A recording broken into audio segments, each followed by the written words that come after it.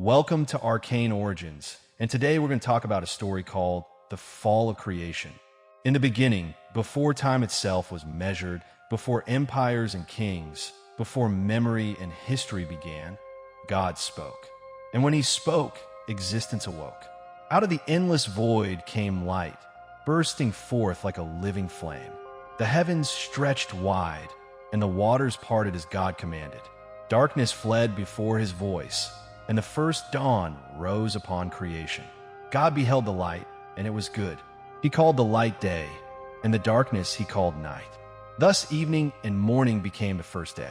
Then God spoke again, and the firmament took shape, a vast expanse dividing the waters above from the waters below. The sky shimmered with his breath, and he named the firmament heaven. Evening passed, and morning came, the second day.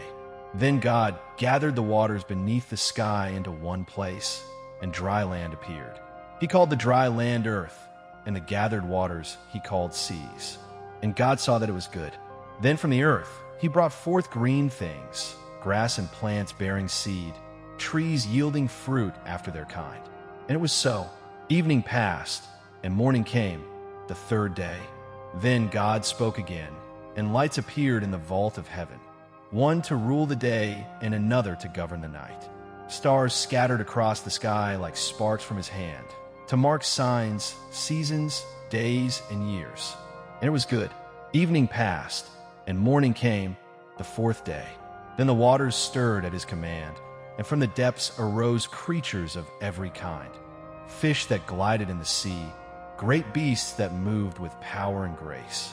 Birds took flight across the expanse of heaven, their songs echoing through the stillness.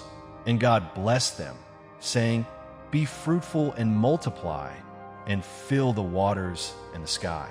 Evening passed, and morning came, the fifth day. Then God said, "Let the earth bring forth living creatures after their kind, cattle and creeping things and beasts of the field." And it was so. The land teemed with life, each kind moving as he willed. And God saw that it was good. Then God said, "Let us make man in our image, after our likeness, and let them have dominion over the fish of the sea, the birds of the air, the beasts of the field, and over all the earth." So God formed man from the dust of the ground, and breathed into his nostrils the breath of life. And man became a living soul. God placed him in a garden eastward in Eden, where rivers flowed, and every tree grew that was pleasant to the sight and good for food. And out of the midst of the garden grew the tree of life, and the tree of the knowledge of good and evil. Then God caused a deep sleep to fall upon the man. And he took one of his ribs, and formed from the woman, and brought her to the man. And the man said, "This at last is bone of my bones, and flesh of my flesh." Thus man and woman dwelt together in the garden, naked and unashamed, walking with God in the cool of the day. But the serpent, more cunning than any beast of the field, whispered deceit. "Did God truly say, 'You shall not eat of every tree'?" And the woman said, "We may eat of the fruit of the trees in the garden, but of the fruit of the tree in the midst of the garden, God has said, 'You shall not eat it, nor touch it, lest you die.'" Then the serpent said, "You shall not surely die, for God knows that in the day you eat of it, your eyes shall be opened, and you shall be as gods, knowing good and evil." The woman saw that the tree was good for food, pleasing to the eye, and desirable to make one wise. She took its fruit and ate, and gave also to her husband with her, and he ate. Then their eyes were opened, and they knew they were naked. They sewed fig leaves together to cover themselves. And they heard the voice of God walking in the garden, and they hid among the trees.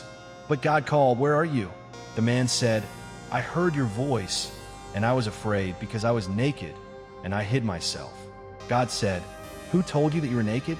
Have you eaten of the tree I commanded you not to eat?" The man said, "The woman you gave to be with me, she gave me of the tree, and I ate." And God said to the woman, "What is this you have done?" She said, "The serpent deceived me, and I ate." So God spoke judgment to the serpent, "Because you have done this, you are cursed above all creatures. You shall crawl on your belly and eat dust all your days.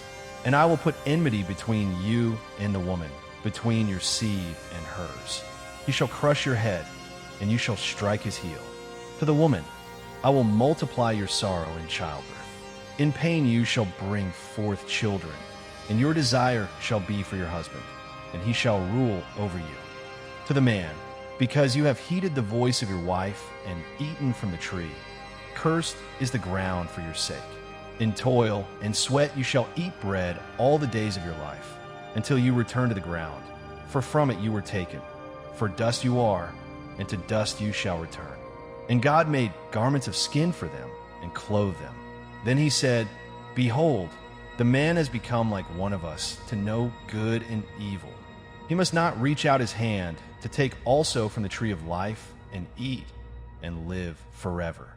So God drove them out of the Garden of Eden, and placed cherubim at its east, and a flaming sword that turned every way to guard the tree of life.